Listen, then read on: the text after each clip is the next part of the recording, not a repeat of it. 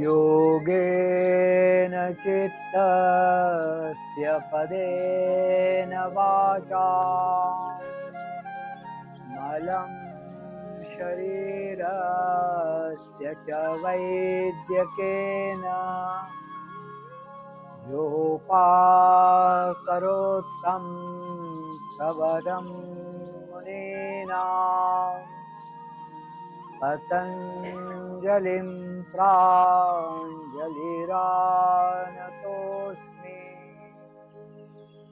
ॐ शान्ति शान्ति शान्ति।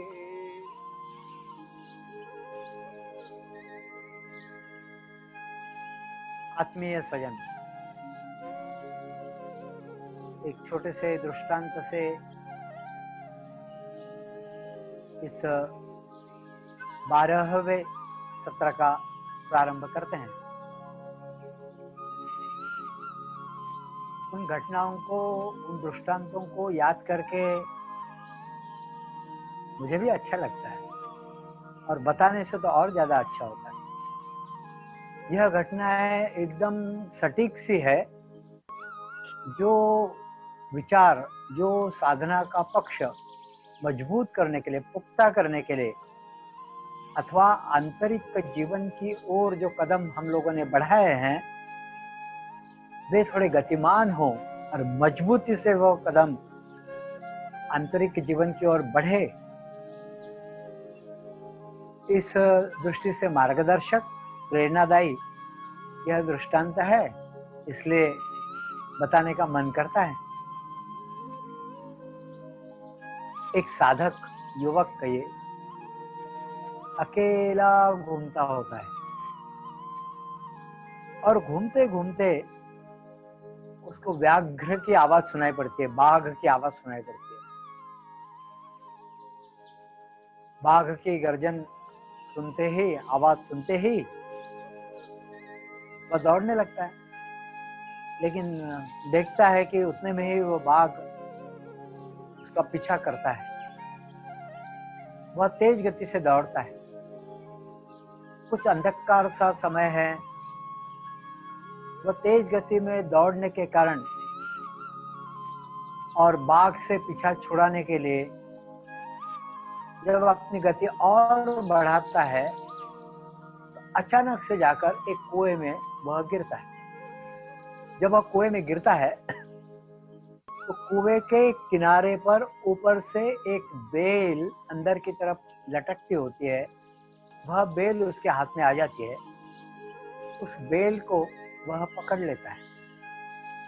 जब उस बेल को पकड़ता है तो नीचे पानी में गिरने से तो बच जाता है, लेकिन वह अधर में लटका हुआ है।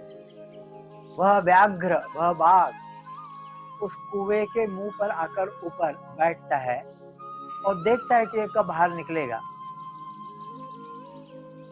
वह अपनी आंखें फाड़ फाड़ कर नीचे की तरफ जब देखता है तो उसको दिखाई पड़ता है कि उस पानी में कुछ भुजंग, कुछ सर्प, जहरीले, विषैले, वे अपना फन उठाकर पानी में तैर रहे, घूम रहे हैं। नीचे गिरते हैं तो भुजंग है, वह काटते हैं। ऊपर आते हैं तो बाघ वहां टकटकी लगाए बैठा है कि मेरा भक्ष्य, मेरा भोजन कब बाहर आता है और कब मैं इसको टपकाऊं। इस आशा में उसके मुंह से लार टपक रही है और वह इस युवक की तरफ, साधक की तरफ देख रहा है। उतने में देखता है यह साधक कि एक चूहा उस बेल को ऊपर से कुतर रहा है। उस बेल को कुतरने के कारण कुछ देर के बाद बेल टूट जाएगी, कट जाएगी और वह पानी में गिरेगा। जहाँ भुजंग पूर्व से ही है, सर्प पूर्व से ही है, बाहर निकल नहीं सकता है त्वरित गति से, क्योंकि बाघ बाहर इंतजार कर रहा है। उसी बेल पर, जो बेल हवा के झोंकों के कारण हिलती है, और वह भी इधर उधर हो रहा है। उस बेल पर मधुमक्खी का एक छत्ता भी लगा हुआ है और उसके हिलने के कारण मधुमक्खियां उड़ रही है और वह उसको काटने की कोशिश कर रही है, एक आध कोई काट कर भी जाती है।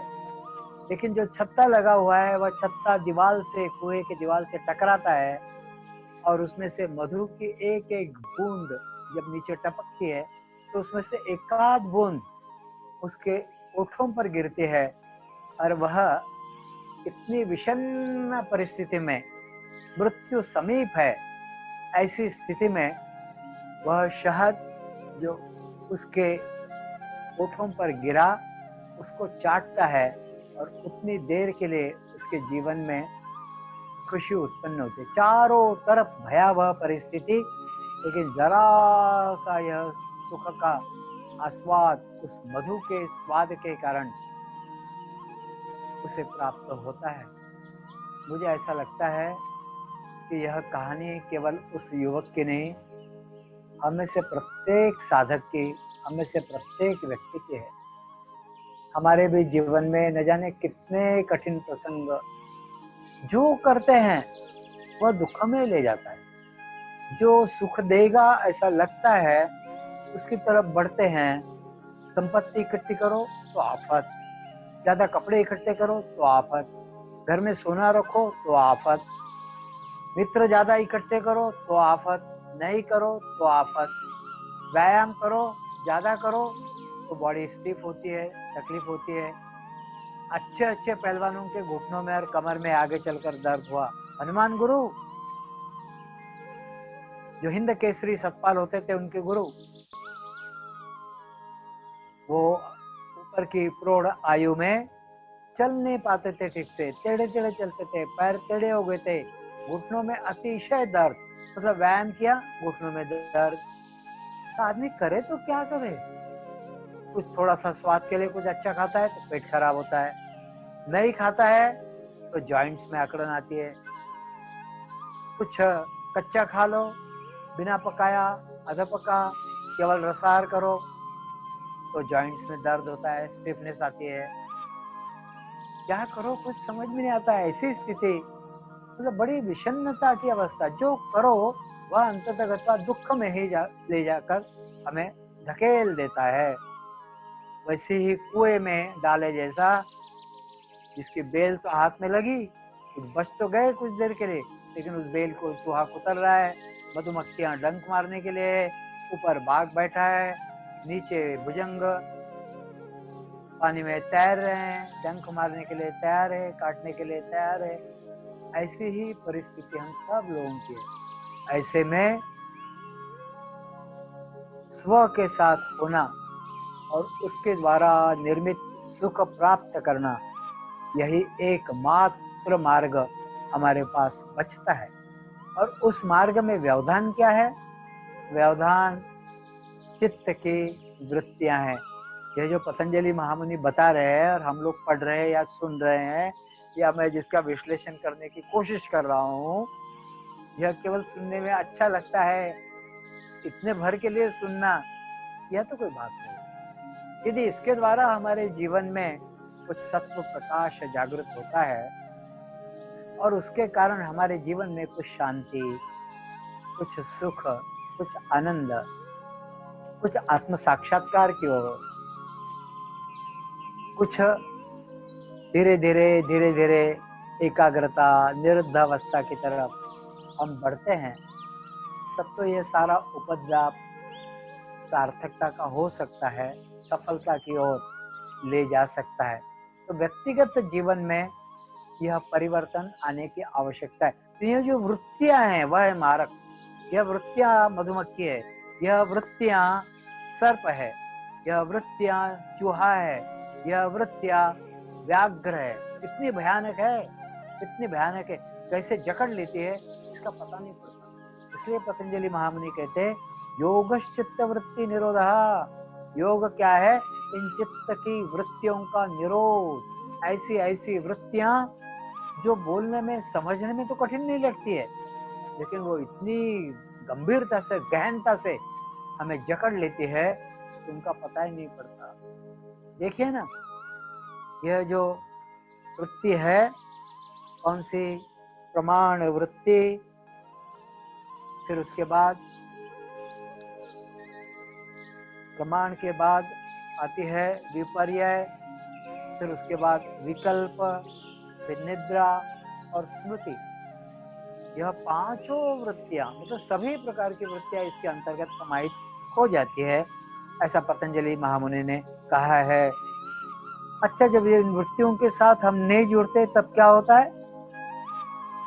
वृत्तियों के साथ जब हम नहीं जुड़ते हैं तो हम पूर्णतः सुख की अवस्था में होते हैं, शांति की अवस्था में होते हैं, आनंद की अवस्था में होते हैं। और जब हम वास्तव में मैं जब इन वृत्तियों के साथ जुड़ता है तब वह वृत्तियों जैसा ही लगने लगता है। इसके आगोश में इतने हम चले जाते हैं कि हमें पता नहीं पड़ता है कि हम पर वृत्तियां हावी हो गई है, इसका पता ही नहीं पड़ता। यही वृत्तियों की बहुत खराबी है। इसलिए बहुत सजगता के साथ, बहुत जागरूक होने की बात है। तो वृत्ति केवल प्रमाण ऐसा बोल देने से या उतना केवल सुन लेने से कुछ नहीं होगा, इनके द्वारा उनका शमन करना। तो वृत्तयः पंचतयः क्लिष्टा क्लिष्टा, ये जो क्लिष्ट वृत्तियां हैं अविद्या के आधिपत्य के कारण इनको अक्लिष्ट बनाना, यह जीवन का मार्ग होना चाहिए। और मैं निश्चित रूप से कह सकता हूँ कि एक ही दिन में सदने वाली यह बात नहीं है, लेकिन दिन भर के व्यवहार में यदि हम इसको लागू करेंगे तो निश्चित रूप से सदेगा। नहीं लागू करने से हम उनकी क्लिष्टता में बंधे रह जाएंगे। तो यह वृत्तयः पंचतयः, 5 प्रकार की वृत्तियां पतंजलि महामुनि ने बताई, जिस पर हमने कल काफी विवरण देखा। और उसमें से प्रमाण वृत्ति के 3 जो प्रकार है वह भी हमने देखे। प्रत्यक्ष प्रमाण, प्रत्यक्ष वस्तु के साथ हमारा जो संपर्क होता है और हमारे पंच ज्ञानेंद्रियों के माध्यम से हमारा चित्त बुद्धि उस वस्तु के साथ एक रूप होती है, तादात्म्यता पाती है, आप्लावित हो जाती है, मतलब उसको घेर लेती है, तब उस वस्तु की जानकारी हमें मिलती है। मतलब हमारा चित्त इसके कारण निरंतर फिर चंचल रहता है, क्योंकि हमारी आंखें, हमारे कान, हमारी नाक वस्तुओं के निरंतर संपर्क में, हमारी त्वचा, हमारी जीवा या हमारे कान आदि यह निरंतर वस्तुओं के संपर्क में आते हैं, उसके कारण चित्त निरंतर भागता है, वह शांति की तरफ बढ़ नहीं सकता। ऐसे चित्त को शांत करना ये जरूर है। इसलिए प्रमाण के 3 प्रकार पतंजलि महामुनि ने बताया, जो कल हमने देखे। प्रत्यक्ष प्रमाण, जो शब्दों के कारण हमें उस शब्द से ज्ञान होता है और फिर उस वस्तु के साथ जाकर हम टकराते हैं, मतलब हमारा चित्त वृत्ति के माध्यम से वहां जाता है और उस वस्तु का ज्ञान प्राप्त करता है, मतलब चित्त भागा बाहर। मूल बात तो यह है कि चित्त बाहर गया, ऐसे चित्त को रोकने की आवश्यकता है, तभी हम क्लिष्ट से अक्लिष्ट की तरफ जाते हैं। फिर यह प्रमाण दूसरे प्रकार का, यह तो प्रत्यक्ष प्रमाण हुआ। दूसरा प्रकार अनुमान प्रमाण। इस अनुमान प्रमाण में यथा वन्य यथा धूम्रः तथा वन्य, ऐसा शास्त्र कहते हैं। जहां जहां धूम्र है, धुआं है, वहां वहां निश्चित रूप से अग्नि है। बिना अग्नि के धूम्र धुआं पैदा हो ही नहीं सकता। तो हम ऐसे अनुमान लगाते हैं। अनुमान लगाने में क्या हुआ, मुझे किसी ने कोई बात बताई और मैं अनुमान लगाने लग गया, मतलब वह प्रत्यक्ष मुझे दिख रहा है या नहीं दिख रहा है, या दूर का दिख रहा है। तो शब्दों से वस्तु तो प्रत्यक्ष नहीं दिख रही है, अग्नि प्रत्यक्ष नहीं दिख रही है, लेकिन धुएं के कारण मैं अग्नि का अनुमान लगा रहा हूं, क्योंकि पूर्व का अनुभव वैसा है। तो क्या हुआ, चित्त मेरा फिर से भागा कि मैं अनुमान लगाता रहता हूं कि भाई यहाँ धुआं है तो यहाँ वन्नी अग्नि होगी ही। तो चित्त भागा, पुनः क्लिष्टता की तरफ मैं गया, मेरा चित्त गया। यही पतंजलि मुनि कह रहे। फिर वे कह रहे आगम प्रमाण। आगम में भी, आगम का मतलब ही सीधा यह होता है कि जो ईश्वर द्वारा प्रदत्त ज्ञान है उसको आगम कहा गया है। सारे वेद औपरोषेय माने गए, वह किसी ने लिखे हुए नहीं कि उन्होंने कागज पेन लिया और वो लिखते गए ना, तो ये दर्शन है, प्रत्यक्ष दिखे, जिनका दर्शन किया तब वह समाधि अवस्था में हमारे ऋषि मुनियों ने, साधु संतों ने, साधकों ने या हमारे जो आप्त जन हैं, इन्होंने उसके दर्शन किए, इसलिए हम उनको मानते हैं। इसको आगम प्रमाण। लेकिन आगम के जो भी बातें हम जानने की कोशिश करते हैं, पढ़ते हैं, स्मृति में लाते हैं, वह फिर से वृत्ति बन जाती है। और केवल कंठस्थ करते रहना, केवल जानते रहना, केवल पढ़ते रहना, तो यह भी वृत्ति, यह भी हमको पकड़ने वाली है, तो यह भी क्लिष्ट हो जाती है। ऐसे अनेकों लोग हैं कि मुझे इतने उपनिषद कंठस्थ है, मुझे गीता के इतने श्लोक कंठस्थ है। अरे आप कोई भी एक शब्द बोलो, वहां से आगे मैं गीता का श्लोक बोल सकता हूँ, ऐसे कहने वाले अनेकों लोग हैं। कहने का तात्पर्य यह है कि वे उसमें फिर से फंस गए, फिर वह क्लिष्टता उसमें आ गई। तो पतंजलि कह रहे हैं कि भैया इन तीनों प्रमाणों से बचो, क्योंकि ये क्लिष्ट भी हो सकते हैं, और उस ज्ञान का उपयोग कर लो तो यह अक्लिष्ट हो जाते हैं। इस प्रकार यह ज्ञान प्रत्यक्ष हमारे अंदर आता है। इसको प्रत्यक्ष प्रमाण या प्रमाण ज्ञान ऐसा हम कह सकते हैं। प्रमाण, अनुमान और आगम इस रूप में यह है। थोड़ा सा आगे बढ़ते हैं। विपर्ययो मिथ्या ज्ञानम अतद्रूप प्रतिष्ठम। यहाँ अतद्रूप यह एक शब्द बहुत अच्छा शब्द आया है और हम सब लोगों के लिए यह शब्द नया है। विपर्ययो मिथ्या ज्ञानम, यह विपर्य मिथ्या ज्ञान देता है। कैसा? तो अनेक बार हमको जो ज्ञान होता है वह मिथ्या होता है। मिथ्या का मतलब उसमें कोई वस्तु तो होती है, लेकिन उस वस्तु के संबंध में जो ज्ञान प्राप्त होता है वह गलत है, मिथ्या है। मिथ्या का मतलब कुछ देर के बाद उसकी जो सत्यता है वह पता पड़ती है। मिथ्या है का मतलब वह नहीं होता है, यह नहीं होता है। सामान्य रूप से हम असत्य के लिए मिथ्या लेते हैं, लेकिन यहाँ असत्य के लिए मिथ्या शब्द का प्रयोग नहीं किया। यहाँ मिथ्या शब्द का प्रयोग है कोई ऐसी वस्तु है वहां पर, लेकिन आप उस पर दूसरे वस्तु का आरोप कर रहे हो, मतलब आपको दूसरी समझ में आ रही है। और इसके लिए शास्त्र में उदाहरण लिया जाता है, सर्प रज्जु हो। जैसे कोई रस्सी कहीं पर रास्ते में पड़ी है, हल्का सा अंधेरा है, आप जाते हो और एकदम से आपके अंदर एक धसका सा बैठता है, एक अंदर से ऐसी चीज उगती है कि जिसके कारण आपको लगता है कि ये तो सांप है। और जैसे ही सांप है ऐसा आपको लगता है, होती तो वह रज्जु है, वह रस्सी है, लेकिन सांप ऐसा लगता है। और सांप ऐसा लगने के कारण आपके हृदय की धड़कन बढ़ जाती है, आपकी श्वास बढ़ जाती है, आपका रक्त संचार ज्यादा होने लगता है। हाथ पैर, यदि बड़ा सांप है हाथ पैर कांपने लग जाते हैं। यदि बड़ा सांप है, आपको मारने का या पकड़ने का अनुभव है, तो आप उस दृष्टि से तैयारी करते हो, या आप सोचते हो कि कोई डंडा, कोई पत्थर हाथ में ले लें और उसका प्रतिवाद करें, ऐसा आप सोचने लगते हो। कहने का तात्पर्य यह है कि उस रज्जू को, उस डोरी को, हमने रस्सी को यह माना कि यह सांप है, और सांप है तो उसके कारण हमारे भीतर वैसी ही भावनाएं उठी। तो यह सर्प के प्रति उस रज्जु के कारण निर्मित यह मिथ्या ज्ञान है। इस मिथ्या ज्ञान का तब जब यह प्रकाश पड़ता है, हमने यदि टॉर्च उस पर डाली या लाइट जला ली या थोड़ा गौर से देखा, तो हमें पता पड़ता है कि अरे यहाँ सांप तो है नहीं, यहाँ तो रस्सी पड़ी हुई है। तो यह ज्ञान जब तक रहता है तब तक हम सभी प्रकार की भागम भाग कर लेते हैं, भाग दौड़ कर लेते हैं, तैयारी कर लेते हैं, सांप को मारने की दृष्टि से या वहां से निकल जाने की दृष्टि से। इसी ज्ञान को मिथ्या ज्ञान ऐसा कहा गया है।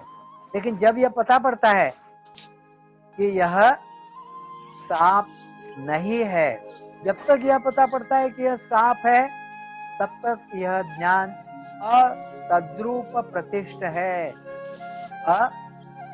अतद्रूप का मतलब उसके जैसा दिखने वाला, अतद्रूप उसके जैसा दिखने वाला है। लेकिन जैसे ही यह पता पड़ता है कि यह तो सांप नहीं है, यह तो रस्सी थी, तो जैसा वास्तविक सांप देखने के कारण जो ज्ञान होता है उसको तद्रूप ज्ञान कहते हैं। लेकिन रस्सी पर जब सांप का आरोपित कर देते हैं तो वह अतद्रूप ज्ञान होता है। किसी ने बंद नहीं किया है अपना मोबाइल, आवाज बंद नहीं किया है, उस कारण डिस्टरबेंस आ रहा है।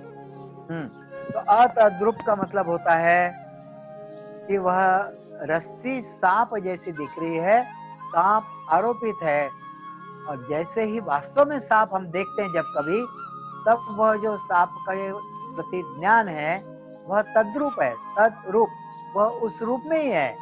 तो अतद्रूप और तद्रूप, इन दो बातों को यहाँ पर ध्यान में लेने की आवश्यकता है। फिर वह मिथ्या ज्ञान नहीं रहता है, वह ज्ञान मिथ्या नहीं होता है। तो मिथ्या ज्ञान का जैसे ही निराश हो जाता है, मतलब निरसन हो जाता है, वह खत्म हो जाता है, तो वह वस्तु जो सांप नहीं है, तो वह रस्सी के रूप में हमें दिखाई पड़ती है, और वह रस्सी पर अतद्रूप प्रतिष्ठा जो पहले होती है वह नष्ट होकर वस्तु के रूप में, उस रस्सी के रूप में वह फिर तद्रूप ज्ञान हो जाता है। तो इस बात को अच्छे से हम ध्यान में रखेंगे, क्योंकि चित्त फिर भागा। क्यों भागा? चित्त उस रस्सी को सांप समझ बैठा, और सांप समझने के कारण चित्त ने सारी तैयारी कर ली कि सांप का निपटारा करो, यहाँ से भाग जाओ। तब तक उसका प्रभाव, परिणाम हमारे ऊपर, मतलब चित्त की वृत्ति आंखों के द्वारा उस रस्सी पर पड़ी और उस रस्सी को सांप मान लिया। तद्रूप प्रतिष्ठा वहां पर हुई, और उस कारण सांप मानते ही हमारे अंदर सारे परिवर्तन हुए, दुख की अवस्था वहां पर निर्मित हुई।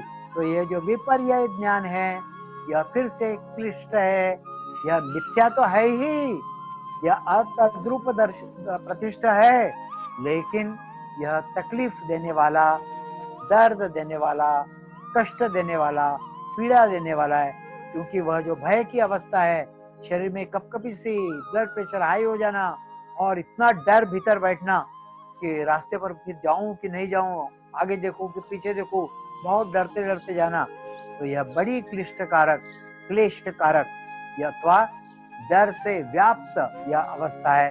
तो ऐसी यह एक वृत्ति है, जिस वृत्ति के होने के कारण हमारे जीवन में क्लेश उत्पन्न होता है। यदि इस वृत्ति को सत्य ज्ञान होने के कारण दूर कर देते हैं, तो फिर हमारे अंदर की वह अवस्था समाप्त होती है, तो वह विपर्य ज्ञान से हम हट जाते हैं। तो यह जो विपर्य है, इसके भी पंच पर्व होते हैं, 5 प्रकार से इनकी अवस्थाएं होती है। यह विपर्य 5 प्रकार के होते हैं। अविद्यादि 5 क्लेश ही इस मिथ्या ज्ञान अर्थात विपर्य के 5 पर्व होते हैं। अविद्या, अस्मिता, राग, द्वेष, अभिनिवेश, यह 5, इनके बारे में आगे चलकर जानकारी आने वाली है, इसलिए यहाँ पर हम विस्तार से नहीं जाएंगे। लेकिन यह अविद्या के कारण ही, अविद्या, अस्मिता, राग, द्वेष और अभिनिवेश। अविद्या विवेक न होना, या किसी चीज का ज्ञान नहीं होना, अज्ञान का अंधकार छाए रहना, अविद्या। अविद्या, अस्मिता, किसी भी प्रकार से मैं हूं का भाव बना रहना, अहंकार आदि के कारण वह। फिर राग, किसी भी चीज के लिए हमारा मोह, लालच, यह चीज यदि मेरे जीवन में आ जाएगी तो मुझे सुख होगा, लेकिन वह चीज अंततः दुख में ही परिणित होती है। मिले तो पुनः चाहिए, नहीं मिले तो फिर उसके प्रति आसक्ति, भोग की वासना या फिर से मिलनी चाहिए, तो पुनः वृत्तियां उसके कारण उत्पन्न होती है जो क्लेश कारक है। द्वेष, ये नहीं, ये अच्छा नहीं है, उसके कारण तो दुख होना यह स्वाभाविक है और सहज रूप से हम देखें नहीं नहीं नहीं, ये दुखदायक है, ये मेरे जीवन में कभी नहीं आनी चाहिए, पहले मैंने वो किया था तब मुझे बहुत तकलीफ हुई थी, अब मैं ये नहीं करूंगा, तो भूत में भी और भविष्य में भी पुनः पुनः वह बातें उठती है। और अभिनिवेश, मैं कभी नहीं मरूंगा, मैं तो सर्वश्रेष्ठ हूँ, मैं तो सदैव जीवित रहने वाला हूँ, इस प्रकार का अभिनिवेश का भाव यह भी क्लेश कारक है। और इसलिए यह जो विपर्य वृत्ति जो मिथ्या ज्ञान से प्रवृत्त है, मिथ्या ज्ञान से भरपूर है, वह अंततः क्लेश कारक है। इसकी क्लिष्टता अज्ञान के अंधकार को दूर कर धीरे धीरे ज्ञान के उजाले की तरफ जाने से ही दूर हो सकती है। तो अविद्या आदि यह जो पंच पर्व है यह दूर होने चाहिए। फिर आगे विपर्य के बाद आता है विकल्प। उसके लिए पतंजलि महामुनि सूत्र देते हैं, शब्द ज्ञानानुपाति वस्तु शून्यो विकल्पहा। शब्द के कारण कुछ ज्ञान हुआ जैसा तो लगता है, किसी ने कोई शब्दों का उच्चारण किया, हमें ऐसा लगा कि उस चीज का, उस वस्तु का, उस उपस्थिति का, उस स्थिति का हमें ज्ञान हुआ, ऐसा हमें लगता है, लेकिन वहां कोई वस्तु नहीं होती है। विपर्य में कम से कम वस्तु तो होती है, प्रत्यक्ष में तो होता ही होता है। प्रत्यक्ष प्रमाण, आगम प्रमाण, या फिर कौन सा एक प्रमाण होता है, अनुमान प्रमाण, इनमें वस्तुएं होती है, लेकिन विकल्प में कोई वस्तु नहीं होती। उदाहरण के लिए ईश्वर या जो चैतन्य है वह पुरुष का स्वरूप है। अब चैतन्य भी वस्तु नहीं है और पुरुष भी वस्तु नहीं है, पुरुष का ही स्वरूप चैतन्य है अथवा चैतन्य में वह पुरुष है, पुरुष का मतलब आत्म तत्व। अब ये दोनों ही वस्तुएं नहीं है, लेकिन शब्द तो आए कान पर, शब्दों के द्वारा कुछ पता पड़ा ऐसा तो लगा, लेकिन प्रत्यक्ष वस्तु वहां पर नहीं है। प्रत्यक्ष वस्तु वहां न होने के कारण फिर एक वृत्ति भीतर से उस तरफ दौड़ी और उसने पता करने का प्रयास किया और यह मानता रहा कि मुझे तो कुछ समझ में आ गया है। इस भ्रम में वह कुछ देर के लिए वह रहता है। तो चैतन्य यह पुरुष का स्वरूप है, ऐसे उच्चारण करने के कारण जो सुनता है उसके मन में प्रथम उस शब्द का कुछ ज्ञान उत्पन्न होता है। यह ज्ञान उस शब्द के उच्चारण के कारण शब्द ज्ञानानुपाती होते हैं। शब्द के ज्ञान का अनुपात के मतलब अनुपात से, उसके पीछे चलने से वह ज्ञान होता है। लेकिन पुरुष और चैतन्य, क्योंकि पुरुष का कोई अलग पुरुष है जो चैतन्य से, जिसका चैतन्य पर स्वामित्व है, ऐसी तो कोई वस्तु होती नहीं है। तो फिर यह क्या है, इसको थोड़ा सा अलग उदाहरण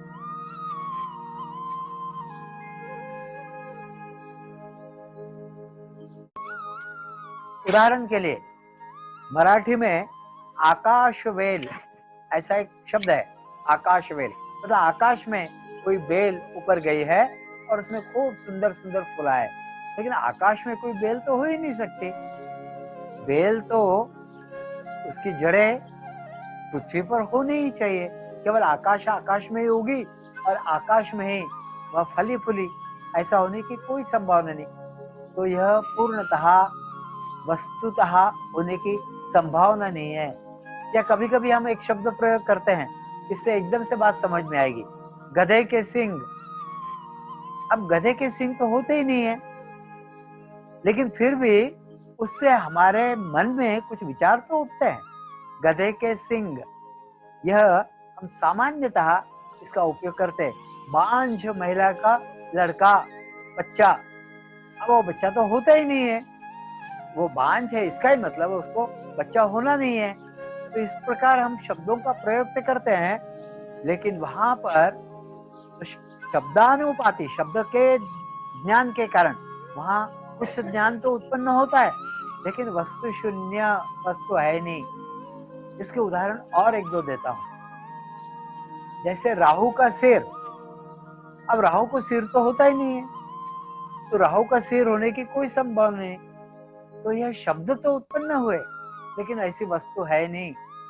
अरुण के पैर, जो सूर्य का सारथी है अरुण, उसके पैर, अरुण या अर्ध शरीरी माना गया है, कमर से ऊपर का हिस्सा होता है, पैर तो अरुण को होते ही नहीं है, इसलिए वह प्रत्यक्ष वस्तु अरुण के पैर जैसी अस्तित्व में नहीं है। और एक आध उदाहरण आपके सामने रखता हूं, जिससे यह बात और खुलेगी। मतलब हमारा चित्त कुछ वस्तु को ढूंढने के लिए इस बात को लेकर जो बात उच्चारी गई है कि गधे के सिंग, तो सिंग ढूंढने का प्रयास कर सकता है या उस तरफ जाता है, लेकिन अंततः वहां कोई वस्तु है नहीं, लेकिन चित्त तो भागा, चित्त तो गया बाहर। जैसे हम क्षण शब्द का उपयोग करते हैं, पल शब्द का उपयोग करते हैं, समय शब्द का उपयोग करते हैं, क्या है? कहीं है अस्तित्व में? क्षण कहीं है अस्तित्व में? पल कहीं है अस्तित्व में? समय कहीं है अस्तित्व में? वैसे हम दिन और रात इस शब्द का उपयोग करते हैं। कायदे से देखा जाए तो दिन और रात हम सापेक्ष रूप से इन शब्दों का उपयोग करते हैं। ऐसा तो वास्तव में तो कुछ है नहीं, कोई वस्तु तो ऐसी है ही नहीं। वह सूर्य की गति, पृथ्वी की गति, मध्य में आने वाले चंद्रमा, इन सब के कारण सूर्य और पृथ्वी के सापेक्षता के साथ दिन और रात है, ऐसा हमें लगता है। और बहुत बार हम ऐसा भी कहते हैं सूर्य उग रहा है, सूर्य थोड़ी ना उगता है, घूम तो हम रहे हैं, मतलब पृथ्वी घूम रही है, पृथ्वी घूमते हुए सूर्य के चारों ओर चक्कर लगाती है। तो यह मिथ्या ज्ञान है, यह विकल्प है, जो वास्तविक रूप से नहीं है, लेकिन शब्दों का वहां पर प्रयोग किया गया है। अनेक बार कोई कवि कोई रचना करता है और वह सोचता जाता है, वैसा कुछ रहता नहीं है, होता नहीं है, लेकिन वह सोचता है कभी कभी कि चंद्रमा कैसा दिखता है, तो मेरी प्रेयसी जैसा। अब प्रेयसी का मुख और चंद्रमा एक जैसे तो होते नहीं है, लेकिन वो सोच रहा है, तो शब्द का प्रयोग तो किया, लेकिन वैसी वस्तु होती नहीं है, रहती नहीं है। यह है शब्द ज्ञानानुपाति वस्तु शून्य विकल्प। इसको विकल्प ऐसा पतंजलि महामुनि कहते हैं। तो यहाँ पर शब्द तो है, उच्चारण तो है, लेकिन उसके आधार के लिए वहां भास तो होता है, लेकिन आधार के लिए कोई वस्तु नहीं है। इस दृष्टि से इसको समझने की आवश्यकता है। इसको गणितीय दृष्टि से भी समझाया जाता है। आप लोगों को पता होगा कि जो त्रिकोण होता है, इस त्रिकोण के 3 भुजा होते हैं, इनमें से कोई भी 2 भुजाएं यदि एकत्रित कर ले उनकी लंबाई, तो 1 से ज्यादा होती है। ऐसा कभी नहीं हो सकता कि कोई 2 भुजाएं 1 से कम होगी। तो त्रिकोण की भुजा, 2 भुजाएं, एक भुजा से तीसरी भुजा से लंबी है, तो यह ऐसा हो नहीं सकता प्रत्यक्ष में, लेकिन कह तो दिया, तो शब्द तो वहां पर निकल आए, लेकिन वस्तुतः ऐसा हो नहीं सकता। तो जब यह ज्ञान हो जाता है कि ऐसा होने की कोई संभावना नहीं है, तब मनुष्य चित्त के पुनः द्वारा अंदर की तरफ जाता है, और उससे वह वृत्ति जो क्लिष्टता है उसकी, वह समाप्त होती है और वह अक्लिष्ट होती है। ऐसी ही एक वृत्ति है, उसको कहते हैं निद्रा। यहाँ निद्रा के 2-3 भाग बताए गए हैं। निद्रा के अंतर्गत आती है तंद्रा, मूर्छा और स्वयं निद्रा। इन तीनों में क्या भेद है आदि की चर्चा हम कल करेंगे। लेकिन पतंजलि महामुनि क्या सूत्र देते हैं उसके लिए? वे कहते हैं अभाव प्रत्ययालंबना वृत्तिर निद्रा। अभाव प्रत्यया, अभाव का प्रत्यय का आलंबन तो रहता है कि मतलब वहां कुछ नहीं है ऐसा लगता है, वहां पूर्ण हम शांत हो गए ऐसा तो लगता है, लेकिन यह भी एक वृत्ति है।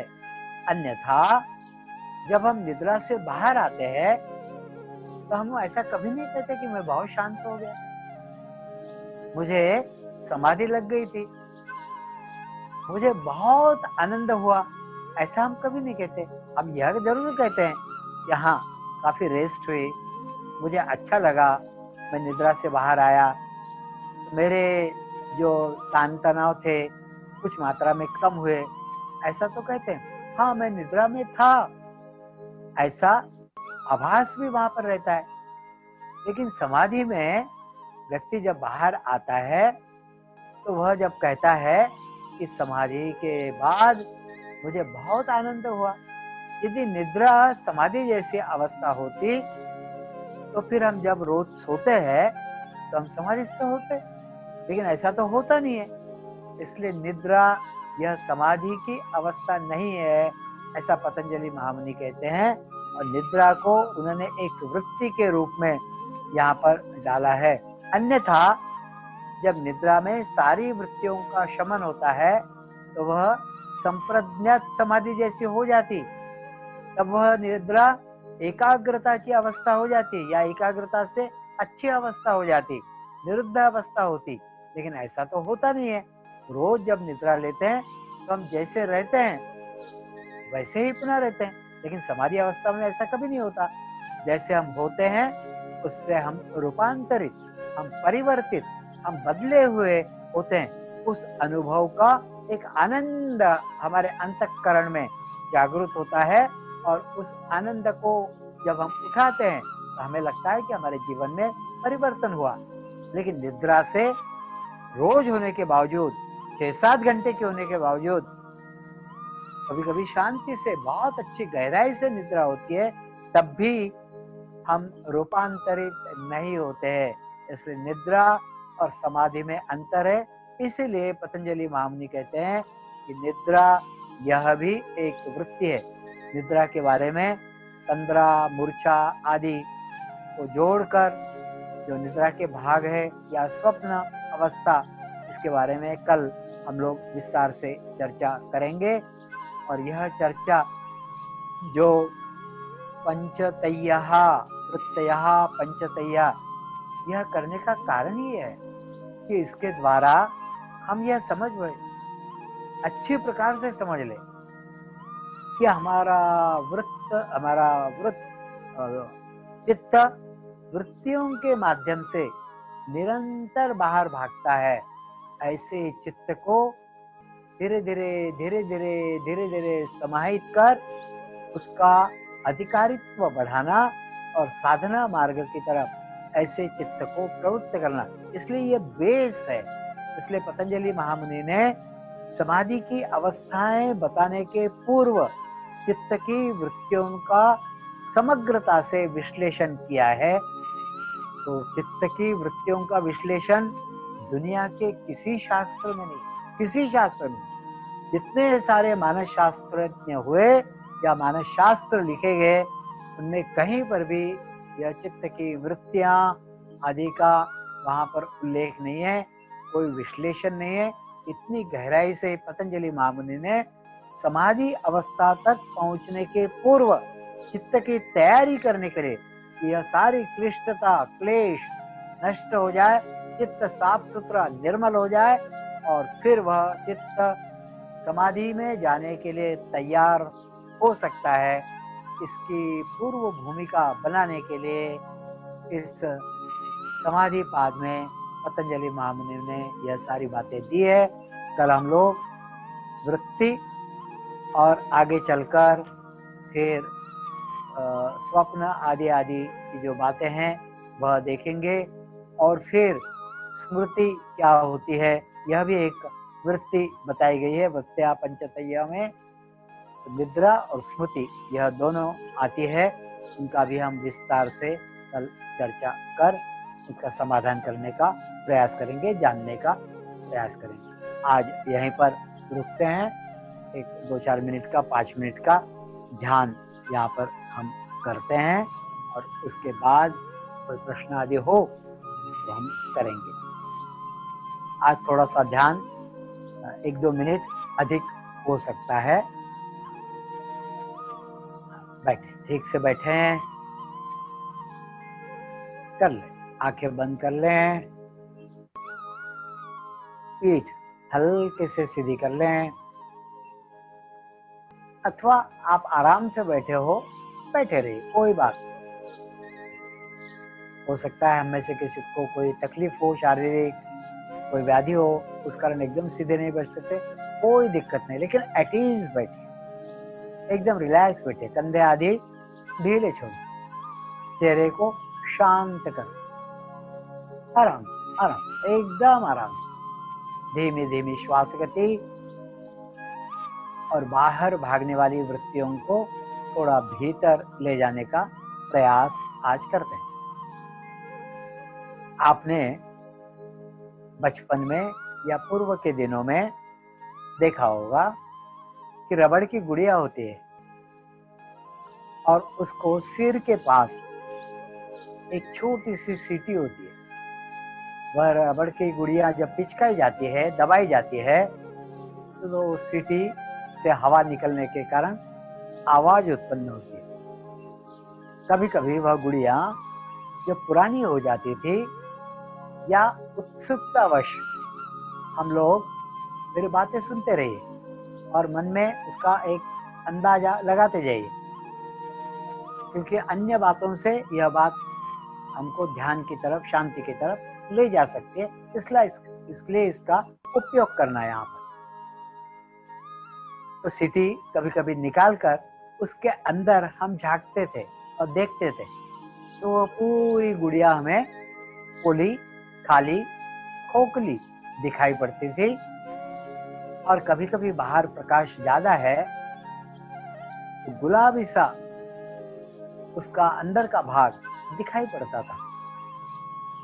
ठीक वैसा ही अब अपने शरीर के बारे में हमें जानना है, थोड़ा सा अंदाज से ही, थोड़ा सा कल्पना से ही। मान लीजिए आप अपने सिर के भाग पर, एकदम ब्रह्मरंध्र पर आप अवस्थित हो, बैठे हो और वहां से आप अपने शरीर के अंदर झांक रहे हो और आपकी दृष्टि पैरों के अंदर जाकर पैरों की उंगलियों के छोरों तक जा रही है। और कल्पना करिए कि आपके पैरों की उंगलियां भीतर से एकदम खोखली है, एकदम पोली है, अंदर कोई ठोस पदार्थ नहीं है, ऐसी कल्पना करिए। आप जैसे आपका हाथ पैरों की उंगलियों के लिए अंदर ले जा रहे हो और अंदर से उसमें फेर रहे हो, आपके हाथ की उंगलियों का कोमल स्पर्श आपके पैरों के उंगलियों के अंदर हो रहा है, जिसके कारण वह एकदम से ढीली छूट रही है और तनाव रहित हो रही है। ऐसी मन ही मन कल्पना करिए। थोड़ा सा ऊपर की तरफ बढ़िए, दोनों पैरों के पंजे एकदम खोखले, एकदम खोखले। वहां पर भी हाथों की उंगलियां अंदर से फेर कर उस भाग में कहीं तनाव हो, कहीं दबाव हो, कहीं स्ट्रेस हो, उसको दूर कर ले। जैसे कोई मोर पीस आपके हाथ में हो और आप वहां पर फेर रहे हो, कोई मोर पंख आपके हाथ में हो और उसको फेर रहे हो, कोई पक्षी का पंख आपके हाथ में हो और उसका स्पर्श आप अनुभव कर रहे हो। आप एड़ियों की तरफ बढ़िए, धीरे धीरे वह हिस्सा भी ढीला छोड़िए और कल्पना करिए कि वह खोखला है। टखने अंदर से खोखले, पिंडलियों का भाग आप ऊपर से देख रहे हो, बिल्कुल खोखला, एकदम खाली, पोला बिल्कुल। थोड़ा ऊपर घुटनों के, कटोरियों के पीछे का भाग बिल्कुल खोखला आप देख पा रहे हो। स्पर्श करिए हाथों की उंगलियों का मन ही मन। जंघाएं खोखली एकदम ढीली ढाली, भीतर से कोई ठोस पदार्थ नहीं है, ऐसी कल्पना करिए। दोनों पैर कमर के पास तक अब ऊपर आइए और दोनों पैरों में वहां से झांकिए। एक साथ दोनों पैरों में, पैरों की उंगलियों के छोरों तक आपकी दृष्टि जा रही है और दोनों पैर बिल्कुल खोखले ढीले डाले, एकदम तनाव रहित, नो स्ट्रेस, नो टेंशन। धीरे धीरे ऊपर उठिए। नाभि के पीछे का भाग उदरस्थ अवयव है ही नहीं, वह भाग बिल्कुल खोखला पोला। छाती की पसलियों के अंदर का भाग एकदम खोखला है, ऐसी कल्पना करिए। गले के पास से देखिए अंदर और छाती, नाभि के पीछे, पेट का भाग, नीचे का भाग जिसको ओटीपोट कहते हैं, लोअर एब्डोमेन, बिल्कुल खोखला। कमर के पीछे का भाग एकदम खोखला। गले के भाग से देखिए हाथों का हल्का कोमल सा उंगलियों का स्पर्श भीतर ही भीतर। अब आप गले के पास से ही दोनों हाथों में जाके दोनों हाथ उंगलियों के छोरों तक बिल्कुल पोले, बिल्कुल खोखले।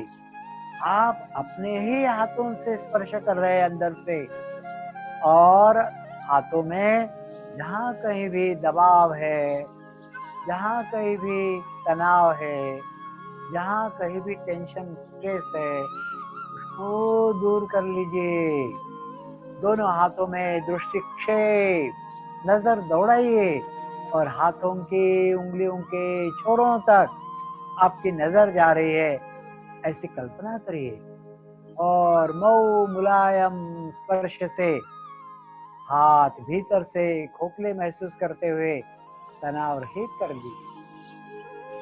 ऊपर उठिए थोड़ा गले की तरफ और थोड़ा ऊपर, क्योंकि आप शीर्ष स्थान से देख रहे हो। ठुड्डी के पीछे, होंठ के अंदर, जबड़ों के अंदर, गालों के अंदर, नाक के पीछे, आंखों के अंदर का भाग, चेहरे के पीछे का भाग पूर्णतः खोखला, भौहों के पीछे का भाग, माथे के अंदर का भाग बिल्कुल खोखला, एकदम पोला। कुछ नहीं है वहां पर, केवल बाहरी आवरण है, ऐसी कल्पना करिए। सिर के भीतर कुछ नहीं है, कानों के अंदर के भाग में कुछ भी नहीं है, ऐसी कल्पना करिए। और आप शीर्ष स्थान से देख रहे हो। अब शीर्ष स्थान से अपनी दृष्टि भीतर, जैसे गुड़िया पोली होती है, खोखली होती है, भीतर से ऐसा ही शरीर भीतर से खोखला होने के कारण पैरों की उंगलियों तक नजर जा रही है, दोनों हाथों में उंगलियों के छोरों तक नजर जा रही है। शरीर का मध्य भाग खोखला, चेहरे के पीछे का भाग खोखला, सिर का अंदरूनी भाग खोखला, एकदम खोखला।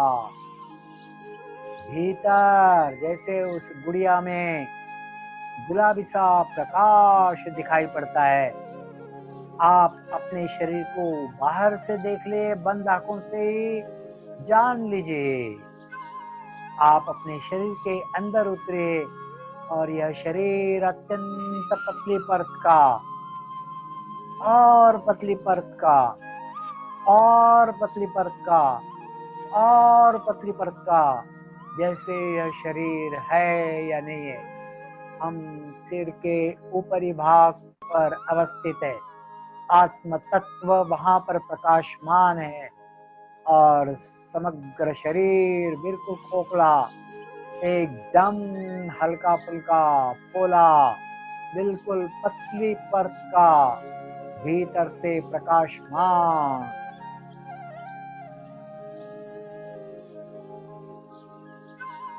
शांत शांत अवस्था।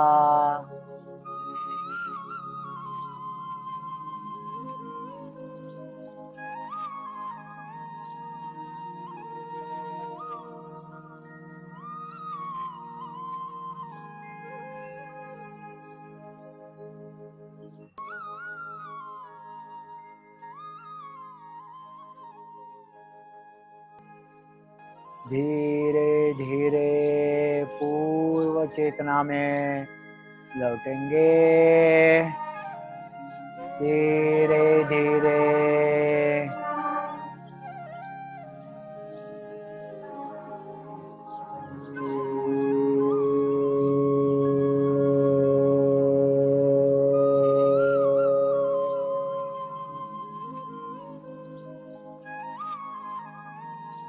सर्वे भवन्तु सुखिनः,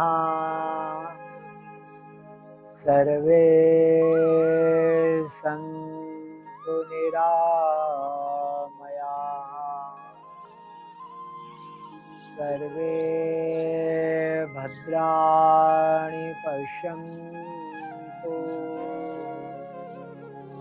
मा कश्चित् दुःखभाग् भवेत्। ॐ शान्ति शान्ति शान्तिः।